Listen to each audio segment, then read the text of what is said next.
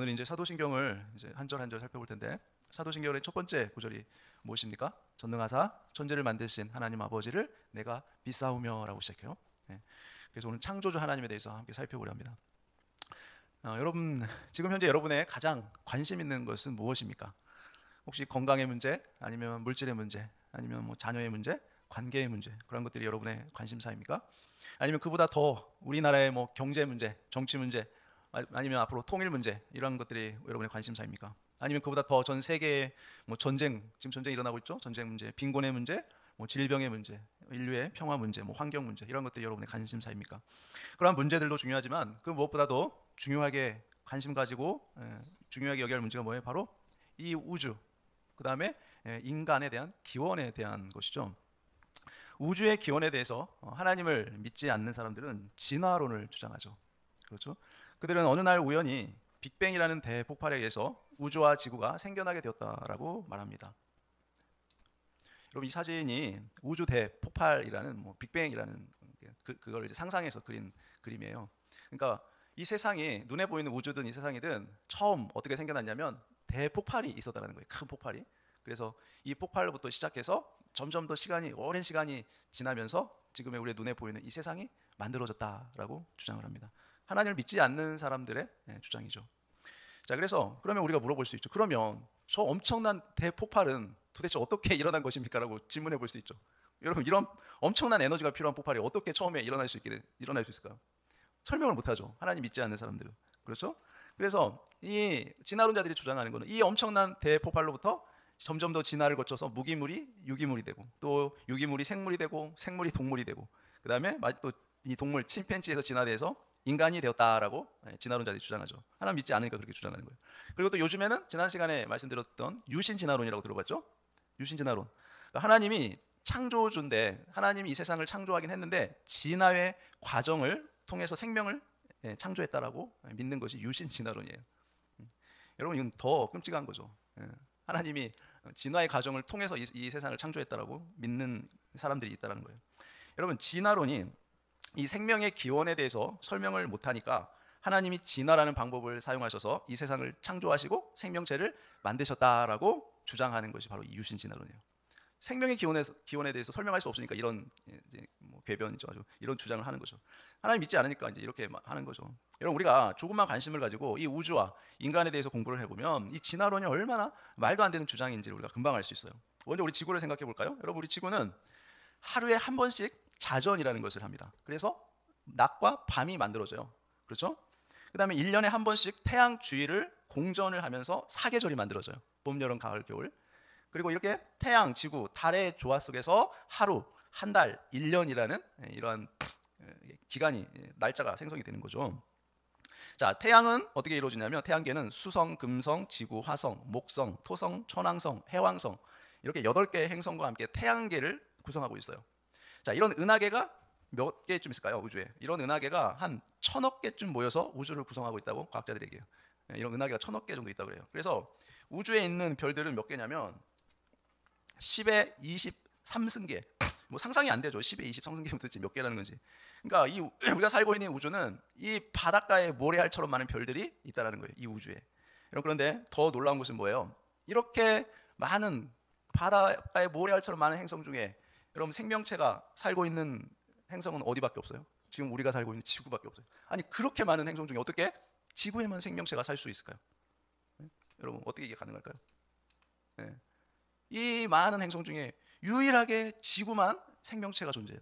과학자들이 아무리 이 생명체가 존재할 만한 행성을 찾고 노력을 하지만 지금까지 찾지를 못했어요. 이게 자기네들은 주장하죠. 반드시 찾을 수 있다라고 얘기하지만 지금까지 찾지를 못하고 있어요. 외계인이 살고 있다라고 얘기도 하죠. 여러분, 그래서 이 지구는 생명체가 살기에 최적의 환경이 되도록 누가 만들어 놓으셨어요? 하나님이 만드신 거예요, 이 지구를. 그래서 이 우주는 정밀한 이 시스템에 의해서 한치의 오차도 없이 지금도 유지되고 있다는 거예요. 이게 엄청난 신비로운 거예요. 여러분, 우리 살고 있는 지구만 보더라도 자전축이라는 게 있어요. 근데 이 자전축이 1도만 기울어져도 지구에는 생명체가 살아갈 수가 없어요. 그리고 자전 속도나 공전 속도라는 게 있는데 이 속도가 조금만 차이가 나도 지구에는 생명체가 살 수 없다고 말합니다. 자, 이러한 정밀한 시스템이 정말 우연히 그냥 만들어졌을까요? 여러분 이걸 믿을 수 있겠어요? 우연히 어떻게 이런 정밀한 시스템이 만들어집니까? 여러분이 가지고 있는 뭐 핸드폰 이게 우연히 만들어질 수 있습니까? 그런 거랑 똑같은 거예요. 어떻게 이런 정밀한 시스템이 우연히 만들어졌다라고 오랜 시간에 걸쳐서 그들이 주장하는 게 이런 주장이에요. 정말 말도 안 되는 거죠. 그래서 지구에는 20만 종 이상의 다양한 생명체가 살고 있습니다. 근데 20만 종 이상의 다양한 생명체 가운데 가장 특별한 생명체가 누구예요? 바로 인간이에요. 인간은 다른 동물에게는 없는 뭐가 있습니까? 지성, 감정, 의지라는 이런 독특한 인격을 가지고 있어요. 인격. 자, 하늘과 땅, 바다에 다양한 생물이 존재하지만 그 가운데 가장 특별한 존재가 우리 인간입니다. 그래서 우리가 살고 있는 이 우주는 어떻게 생겨났을까요? 지구에 있는 생명체들은 어떻게 생겨났을까요? 우리 인간이란 과연 어떤 존재일까요? 자, 이러한 물음들은 인간의 가장 중요한 질문이에요. 여러분 철학자들이 하는 질문들이 이러한 질문들이에요. 도대체 이 세상은 어떻게 해서 만들어졌을까?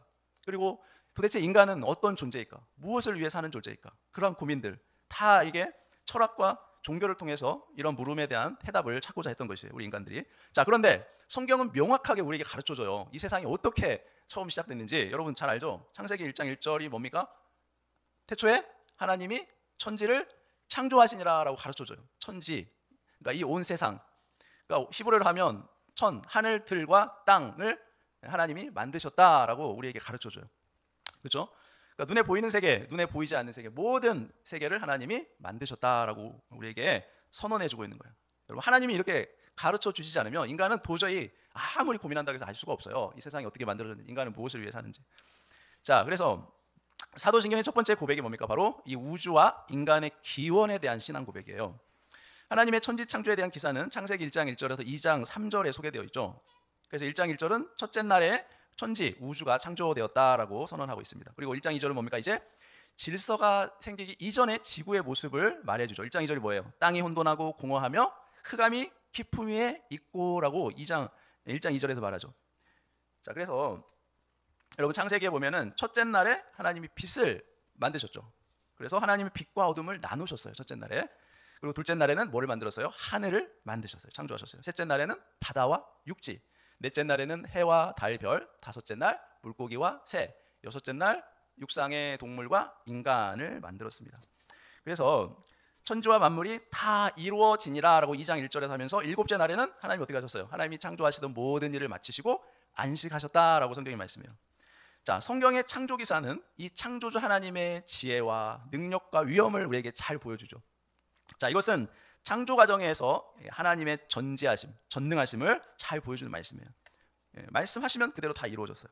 자, 하나님은 낮과 밤, 바다와 육지, 그리고 물고기와 새 등을 분리하셨죠. 그래서 하나님이 이르시되 그대로 되니라라고 말씀하시면서 우주 만물이 하나님의 뜻과 말씀으로 존재하게 되었다는 것을 성경 우리에게 확증해주고 있는 것입니다. 또한 하나님께서 만물을 지으실 때 끝에 뭐라고 얘기해요? 항상 하나님이 보시기에 좋았더라라고 말씀해요.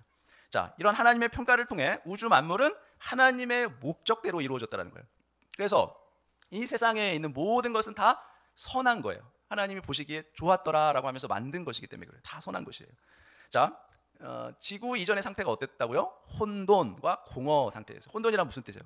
형식이 없다는 것이 혼돈이고요. 공허라는 것은 내용이 없다는 거예요. 그러니까 여러분 우리가 집을 지을 때 뭘 먼저 세우죠?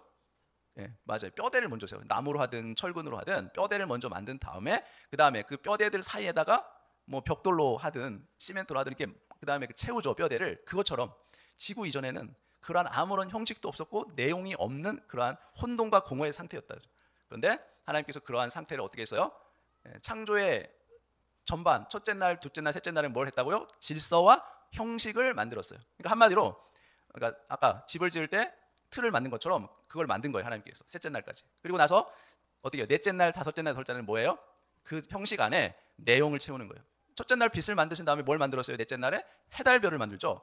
발광체들을 만드는 거예요. 빛을 비치는 발광체. 그 다음에 둘째 날에는 궁창을 만들잖아요. 육지와 땅을 가른 다음에 자, 바다에는 육지와 이제 물을 가른 다음에 바다에는 물고기가 살게 하고 하늘에는 새가 날게 하죠. 궁창을 만들었으니까. 그 다음에 셋째 날에는 바다와 육지를 이제 만들면서 뭘 살아요? 육상 동물들과 비로소 여섯째 날 우리 인간을 하나님이 특별하게 창조를 하신 것입니다. 자, 그래서 인간은 다른 피조물들과는 달라요. 어떻게 하나님이 창조하셨습니까? 하나님의 형상으로 창조하셨죠. 그래서 하나님의 형상이 무슨 뜻이에요? 하나님이 우리의 얼굴과 비슷한 모습을 하고 있다는 뜻이 아니죠? 하나님이 영이시죠. 눈에 보이지 않죠. 그래서 하나님의 형상이란 하나님이 가지신 지혜, 능력 이런 것을 인간도 그런 인격적 특성을 가진 존재로 창조되었다는 말이 하나님의 형상을 닮았다는 거예요. 그래서 인간에게는 다른 모든 피조물을 다스릴 수 있는 뭐가 부여돼요? 권한이 부여돼요. 하나님의 대리 통치자 역할을 할 수 있도록 하나님이 인간에게만 특별히 하나님의 형상을 주신 것이에요. 그렇죠. 창조주 하나님과 인간과 또 우주 만물 사이에는 또 분명한 질서가 있어요. 하나님이 질서를 만드셨어요. 어떤 질서입니까? 창조주 하나님은 어떤 존재예요? 무한한 인격적인 존재예요. 무한한 인격적 존재. 인간은 무한해요, 유한해요? 유한해요. 인간은 무한할 수가 없어요. 유한한 인격적 존재. 그러니까 하나님과 같이 인격적 존재이긴 하나 무한하냐 유한하냐 차이죠. 그러면 동물, 식물, 물질들은 어떤 차이예요? 유한한 비인격적 존재들이에요. 예. 우리처럼 뭐 느끼고 뭐 생각하고 의지가 있고 이런 존재들이 아니라는 거예요. 동물, 식물, 물질들은 오직 인간만이 인격을 가지고 있어서 누구와 교제할 수 있는 존재예요? 인격적인 존재, 무한한 인격적 존재이신 하나님과 유일하게 교제할 수 있는 존재가 인간인 것입니다. 그래서 유한성의 관점에서 보면 하나님과 인간과 우주는 영원한 격차가 있는 것이에요. 그리고 인격성의 관점에서도 하나님과 인간은 모든 피조물과 어때요? 영원한 격차가 있어요. 자, 이 사실을 믿지 않는 사람들은 그래서 범신론적 세계관, 유물론적 세계관으로 빠지게 되어 있어요. 이걸 믿지 않으니까. 여러분, 범신론이 무엇입니까? 모든 만물이 신이다라고 생각하는 거예요. 모든 만물, 눈에 보이는 모든 만물이 다 신이다라고 생각하면서 그것들을 섬깁니다. 그래서 그 사람들이 말하는 신은 성경에서 말하는 하나님이 아니에요. 그냥 그 사람 인간이 만들어낸 추상적인 하나의 정신 세계예요. 정신. 하나님이 아니에요. 하늘과 땅, 뭐 돌멩이, 풀, 인간 이루 말할 것도 없어요. 모든 것들을 모든 우주 만물을 다 신이라고 불러요. 그들은 우주 만물을 거대한 하나의 유기체로 그들이 생각해요. 범신론적 세계관. 그래서 고대 동양의 모든 사상은 이러한 범신론에 기초하고 있어요. 동양의 모든 사상. 여러분 일본에 가면 어떻습니까? 우상들이 엄청 많아요. 우상들이 어느 곳곳에 가면 다 우상들을 섬깁니다. 이상한 우상들 다 섬겨요. 그러니까 하나님을 모르는 인간은 그렇게 하나님이 만드신 창조물들을 섬기게 되는 것이에요. 왜 그래요? 하나님 처음 만들 때 인간은 하나님을 섬기도록 만들었는데 인간이 타락하고 난 이후에 하나님을 잊어버리게 된 것이죠.